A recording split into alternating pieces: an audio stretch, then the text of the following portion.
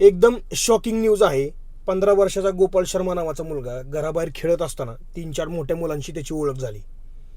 ओळख झाल्याच्या नंतर तो त्यांच्यासोबत हुक्का प्यायला शिकला. आता ही गोष्ट गोपाल शर्माच्या आजीला समजल्याच्या नंतर त्या आजीने त्या 3-4 मोठ्या मुलांना घरी जाऊन झापलं. आता ही गोष्ट त्यांच्या मनाला लागली त्या मोठ्या मुलांच्या. त्यांनी गोपाल शर्माला एकदा बोलवलं, रूममध्ये लॉक केलं आणि त्याच्यासोबत काय काय केलं हे तुम्ही त्या गोपाल शर्माच्या वडिलांकडून ऐका.